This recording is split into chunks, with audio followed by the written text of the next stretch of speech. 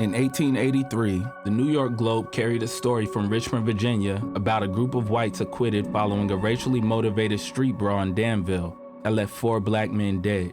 A colored man is mercilessly beaten by a white man, while another brandishes a revolver to keep off all peacemakers, the Globe reported. These are the class of men that the Danville jury would exonerate. Further into the article about news from the Old Dominion was a brief report about the arrival of a new black-owned newspaper, the Richmond Planet. The Planet assured that for decades to come, the struggle for racial justice would not just be chronicled by a newspaper from New York, but one right from Richmond, Virginia. Souls torn from their native land, driven by heartless overseers. And the whole thing, when it falls down on any day. I was born a slave, then Marshall Lincoln make me free. I see a heap of trouble.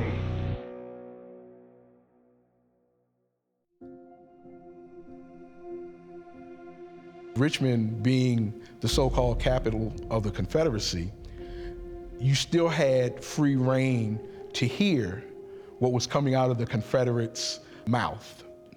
So the way that they were painting the past, and in some ways still painting the past, you could actually use a newspaper to correct. The Richmond Planet first came off the presses when Reconstruction was ending, but Jim Crow was beginning. A front-page article in the farewell edition of the Planet traced the newspaper's weekly origins to a meeting of 13 formerly enslaved men who gathered in a room above a bookstore at 3rd and Broad Street. The newspaper they launched played a crucial role in molding the opinions of Negroes in this city, state, and nation, as written in a Richmond Planet article under a headline noting the publication was "Born in the Wake of Freedom."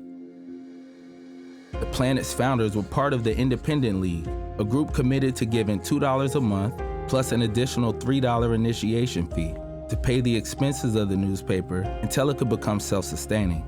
About a dozen men subsequently formed the Planet Publishing Company to buy the presses and the type needed to print the paper. From the 1880s until the 1930s, the Planet bore witness during a time when mob rule and the Ku Klux Klan's campaign of violence and intimidation against African Americans reached new heights. The Planet offered a new voice for justice in the Old South, speaking truth to power as white politicians passed laws to deny African Americans their rights to vote, to sit where they wanted in Richmond streetcars, and to live where they pleased. It was a time when the tools of the trade for black journalists weren't just ink and paper, but also pistols for protection while seeking the truth. As white-run newspapers celebrated the arrival of Confederate statues that loomed over Richmond's Monument Avenue, the Richmond Planet warned in an editorial that the glorification of states' rights and honoring the people who supported it will ultimately result in the handing down to generations unborn a legacy of treason and blood. The headlines and stories about brutality, racism, and injustice published in the Planet are from another century, but they remain very familiar today. I could only imagine what it was like to have a newspaper led by African-American men in the 1800s when there was lynchings that were still happening in Virginia. So at any point in time, if they were caught by themselves, who knows what happened or who knows what they experienced. Back then, make no mistake about it, print was power. So if you had a newspaper, you controlled the narrative, you controlled who that narrative was disseminated to. So there was an African-American paper that told all stories. During their careers, the newspaper's founders went on to become lawyers, businessmen, leaders of Richmond area colleges, and members of the city council. One founder, James H. Hayes, was an attorney who fought all the way to the U.S. Supreme Court against a state constitution that disenfranchised many blacks and working-class whites. Another man who helped launch the Planet was James H. Johnston, one of the first presidents of Virginia State University. The fledgling paper's first editor-in-chief was Richmond Planet co-founder Edwin Archer Randolph, the first black graduate of Yale Law School, who went by the nickname Silk Hat Harry. Founders pursued different avenues for racial progress. studying law to fight for equal rights, building businesses to promote self-sufficiency, and educating the city's African-American children to unlock a more promising future. Many of the men who launched the Planet were teachers, just like Albert V. Narl, a longtime Richmond school educator and Richmond Planet co-founder who would have 20 descendants follow in his footsteps and serve in Richmond public schools. Well, we're just coming out of enslavement and radical Reconstruction, which really only lasted about 12 years. For the majority of the people that came out of slavery, they were uneducated, illiterate. But my grandfather was enrolled at the Manly School at 16. So I think a lot of the people that joined together to start the Planet were contemporaries of him because they were educated, they were literate, they understood the need to educate more. And what better way than through a newspaper? He knew what it was like to be a slave, and he felt that he had the ability to motivate people so that he was not going to let the community that he was now living in be considered to be inferior or second-class citizens. I remember my grandfather most because I went to Narl School. Whenever we had assemblies, my grandfather's portrait was there in the school. So I would look at that portrait often as a young child and was so proud that that was my grandfather up there. Looking back now, I realized what a community activist he was, how he was so forceful in making sure that Black people in general as a race pooled their resources, came together. They were determined not to let Jim Crow, segregation, intimidation by the KKK deter them in their effort to better themselves and their community. Albert V. Narl, along with other Richmond Planet founders, James H. Hayes and James Johnston, were forced out of their principal jobs in the 1880s amid a battle with the school board and a confrontation over whether African-American men should lead city schools. This was all part of the opportunity for the school board to try to get rid of what they might have considered to be some troublemakers who were also encouraging people to demand the right to vote and to demand decent housing. So the Richmond Planet especially spoke out vehemently about their jobs being taken away from them. So in a backlash to that outrage, the school board just removed those 3 men from office. My grandfather was demoted back to being a teacher at Navy Hill School. The school board also fired a lot of their teachers.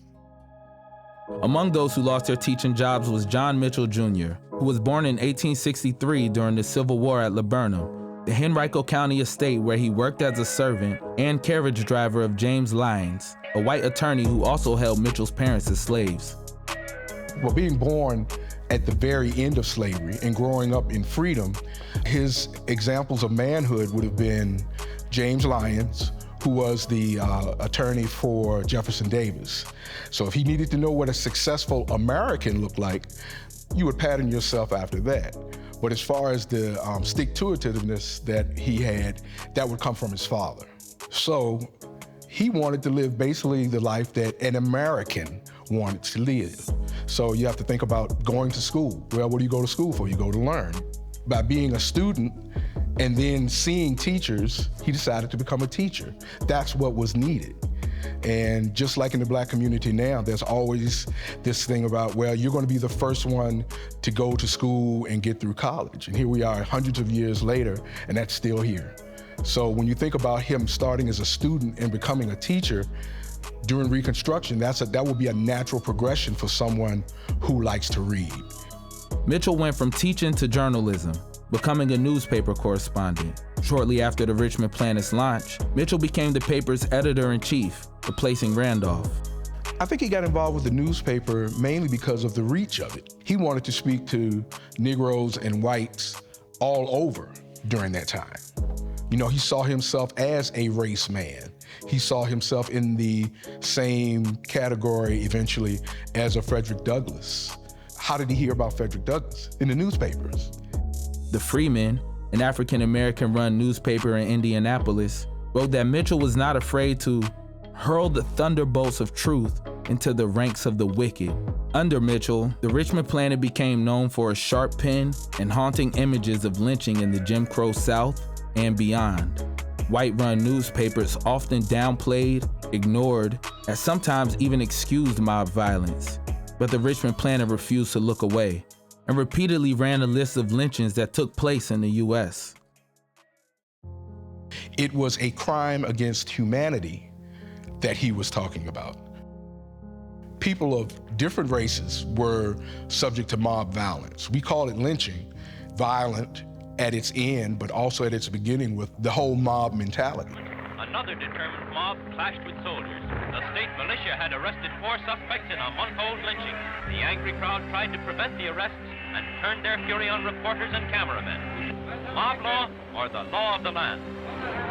If the country is supposed to be built on due process, you shouldn't deny anybody due process.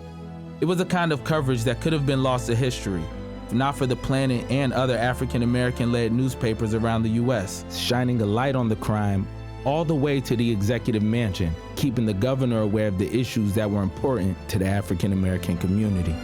John Mitchell was a very outspoken, firebrand editor. So he was not intimidated by Jim Crow, the Klan. He spoke out against the erection of the Confederate statues. You know, those statues were erected not to talk about the glory of the South. Those statues were erected at the beginning of Jim Crow to intimidate Black people. He was very critical of the white establishment, but he was also very critical of the Black community, saying that, you know, you're really going to have to focus to get this new thing called freedom to work for you.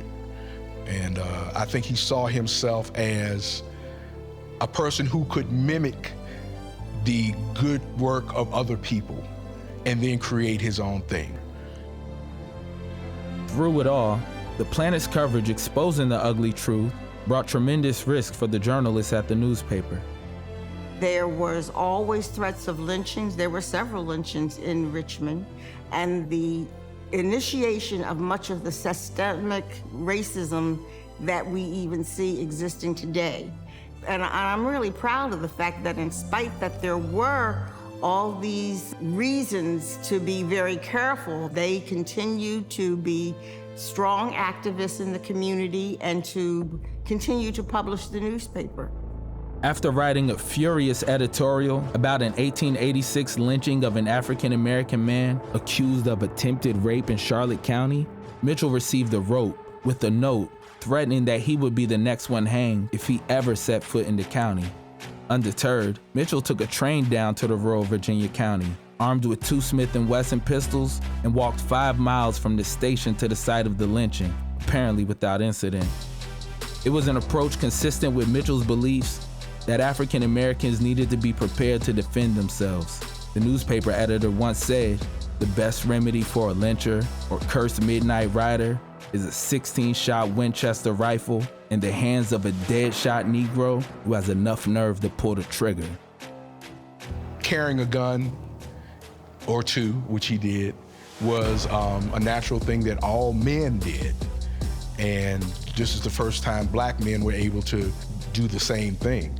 So he was definitely ready to protect himself because he was no fool. He knew that there was risk. The stories of him intervening are true, and I do believe at some point he did have to go on his own, but when you read the stories, he actually stopped several places. And that gives you an idea of how cautious and crafty he was. You know, he wasn't flying out there to be a martyr. So I'm sure he had a mental green book in his head, you know, knowing what to do, where to go, who to trust, maybe who not to trust. And in some ways, I think John Mitchell Jr., the braggadociousness, all of that was part of a persona too. It was the ultimate hip hop game. It's like, you are gonna know who I am by my words. You're gonna know my attitude. You're gonna know exactly what you're going to encounter if you step to me in the wrong way. The Planet offered Richmond's African American community a new voice, an opportunity to tell their own story and help shape the narrative of the city and beyond. They had a lot of social columns to let people know that Black people had a social life. We were very fortunate in Richmond in that we had a mirror society. Everything that was happening in the greater part of Richmond was happening here in Jackson Ward. So we had our own branch of the Richmond Public Library. We had our own branch of the YMCA. We had restaurants that had fine dining with tablecloths and napkins. We had the Hippodrome. We had theaters. We had a swimming pool. It was important for the Richmond Planet to explain what was happening in the Black community. So it was imperative for every community to have a newspaper that reflected them and not to have a newspaper that was very heavily slanted. I've had an opportunity to look at both newspapers that were popular in Richmond, and the news about African Americans in the white newspapers was usually buried in the back of the paper, and it was very short, and it was their version of what was happening with African Americans. And the citizens recognized that the Planet told things the way they saw it happening in their community. One of the things I think that was very important for the Black community to get from all of these newspapers is the feeling that we are at least up on the game that they want us to play. They tried to keep us from communicating, but we learned to communicate. They made it illegal for us to write. Well, with the help of some, we learned to write, we learned to read. And then with the beginning of Reconstruction, now you can interpret what you've read. Carter said he really started reading the Richmond Planet when he was working on a project to create a highway marker, remembering the 1896 lynching of Thomas Washington.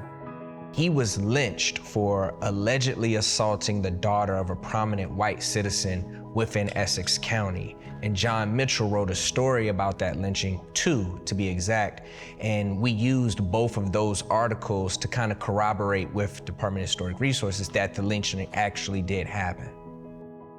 While reading The Planet, Carter found a different story than the one he read in coverage from a white-run newspaper that suggested Black and white citizens interviewed felt the punishment fit the crime. The biggest difference is he was not convicted. It was alleged. That information was used, so to me, that speaks volumes. I can't imagine an African American stating to a white newspaper or a white reporter that, oh yeah, that Black man deserved to be lynched. The members of the Richmond Planet actually visited the site where the lynching occurred. So in their article, they wrote, vivid information about the actual lynching. The Richmond Planet sought fairness and justice in countless other instances, including the case of Simon Walker, a 15-year-old African-American boy facing the gallows at the Chesterfield County Courthouse in the 1880s over allegations he assaulted a white girl near what is now Virginia State University. According to the Richmond Planet, Mitchell thought it would be a shame upon the state, a disgrace for the Commonwealth, to allow a child of that age to hang. Mitchell traveled across Virginia to track down Governor Fitzhugh Lee to spare the boy's life, at one point personally rushing to Chesterfield County with the paperwork to stop the execution. The teenager's sentence was eventually commuted to 20 years in prison. The Planet spoke truth to power in countless other instances where African Americans were subjected to brutal treatment, including the 1906 flogging of a 15-year-old African American boy in Suffolk. Authorities whipped the teenager after he was found guilty of shoplifting. The mayor refused to impose a fine and instead subjected the teenager to 30 lashes. The Richmond Planet's article said the boy writhed in pain while the teenager's mother watched her child's whipping. Every cut of the lash, Mayor Kilby, left a streak in that mother's heart. You brutalized her boy. I think one of the most important issues that he's recognized for writing about is anti-lynching. Now, we can't act like that is the only thing he spoke about. But he also was very important in bringing the community together, letting them know what others were doing and inspiring them. If he and his friends were going to put money behind another business, he bragged about it. He didn't report it, he bragged about it. John Mitchell Jr.'s public life extended beyond the Richmond Planet. He launched the Mechanics Savings Bank and became a member of Richmond City Council. where he worked to secure funding for the Lee Street Armory that houses the Black History Museum and Cultural Center of Virginia. But the Planet, in many ways, still defines Mitchell's career, and his bravado wasn't only seen in his fight for racial justice, but in his celebration of successes in the Black community. Jackson Ward was a Black Wall Street. First Black-owned bank in America was established here. 5 Black-owned banks eventually were here. 7 Black-owned insurance companies and over 300 Black-owned businesses. So these people were determined to make circumstances better for their race. In addition to Ida Wells, Mitchell was contemporaries with Maggie Walker, a civil rights pioneer and a driving force in Jackson Ward life, who started her own bank and her newspaper, the St. Luke Herald. Walker and Mitchell often supported the same causes, but their approaches were different. The clapback to John Mitchell was always going to be harder than any clapback to Maggie Walker. The fact that you will feel more threatened by a Black male than a Black female, which one are you going to try to take out? Which one are you going to really try to minimize? Which one is trying to be bigger than you want them to be? And in some cases with John Mitchell, during the times of Jim Crow, he was really trying to be bigger than he would have been able to do. Whereas I think Maggie Walker was able to continue the path of leadership that she had because it did come off as non-aggressive. It was wiser. John Mitchell was attacked more. He asked for it. I mean, he did, he really did. And that same way he started in the 1880s as an editor, as a writer, he wanted to carry that all the way into right up to the beginning of the Depression. More than a century before the arrival of social media, Mitchell and Walker used the collective voices of their newspapers to rally the community to protest efforts in 1904 to segregate Richmond streetcars. The transit company's policy put white patrons in the front of the cars and forced Black patrons to sit at the rear of the cars. The Richmond Planet was furious at such a degrading policy, with the newspaper publishing an editorial taking aim at such exhibitions of rank race prejudice. The Planet urged readers to boycott the streetcars and to hit what the newspaper said was the white man's nerve center, which is his pocket. Walking is good now. Stay off the streetcars, the Planet implored its readers. Walk they did, so much so that the Washington Post said liniment sales reportedly increased at Richmond's Black-owned drugstores. The boycott bankrupted the Virginia Passenger and Power Company. In spite of that success, the streetcars continued to be segregated. He was very vocal about where you should spend your money. I'm sure he was talking about the way that they had to even travel on the streetcar was horrible. But as it got worse, it's like, we can't stand it anymore. It's not he can't stand it, it's we.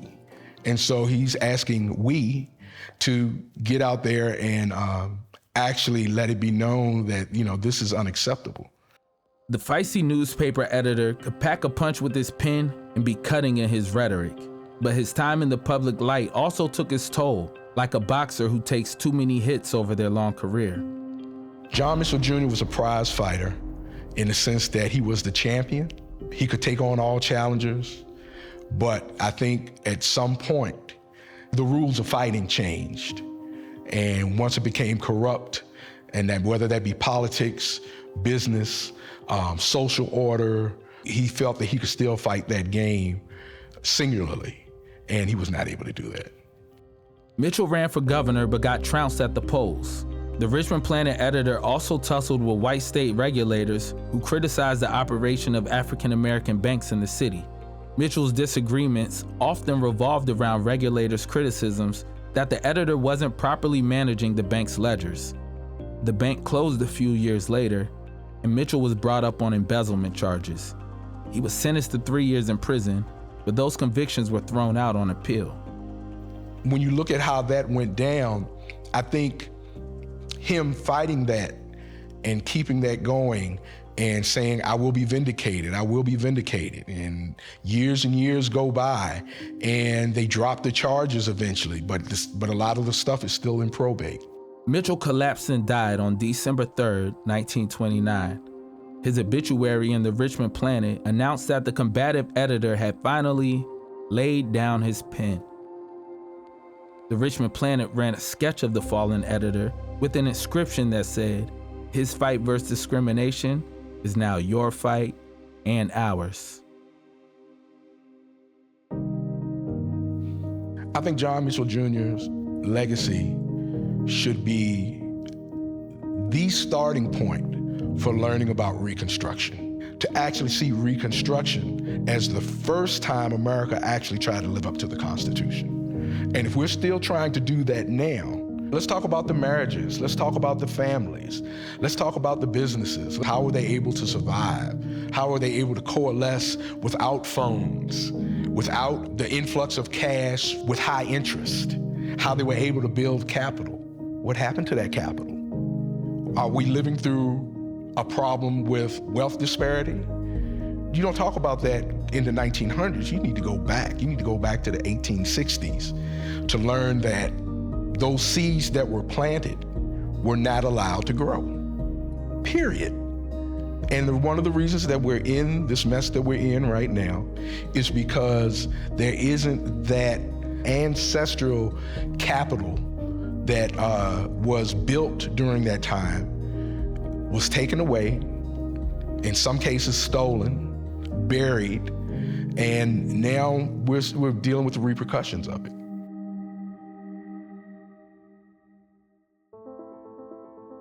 Many people still haven't heard of the Richmond Planet, but an archive of its crumbling editions has been digitized, so the paper lives on. I have no clue why they decided to form the newspaper, but I'm so glad that they did, because they've impacted not just the lives of the individuals who lived in Jackson Ward at the time, but we're using their research, their information, their publications to prove that something happened 130 plus years ago. You know, at the Black History Museum, which is where I'm working, we tell stories that inspire. We tell the untold stories, the forgotten stories. So if we don't know these stories, then they're lost. So it's important that we have the planet as a reference point so we can go back and research and find out all the wonderful things that the community was doing.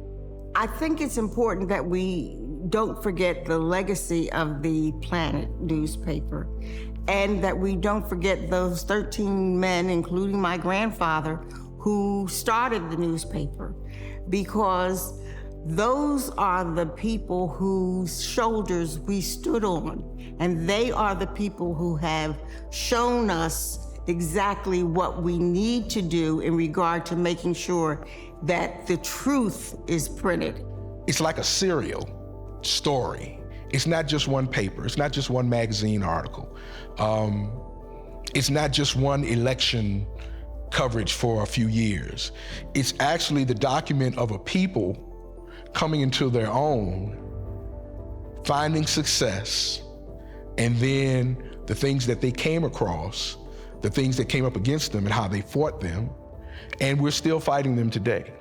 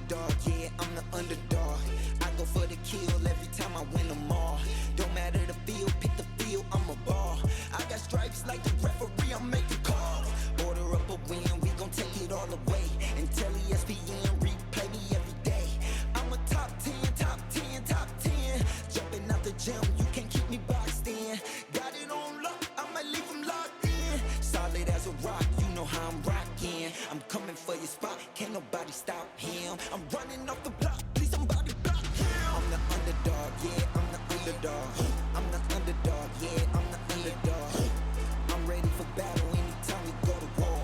I'm ready for battle anytime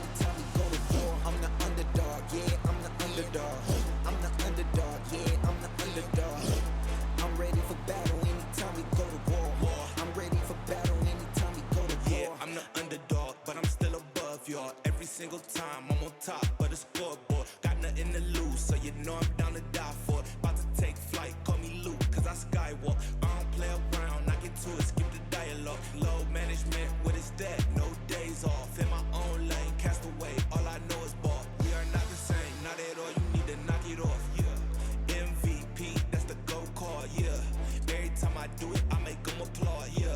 I'm an underdog, I rip it apart, yeah. I go for the kill when it's time for war. I'm the underdog, yeah, I'm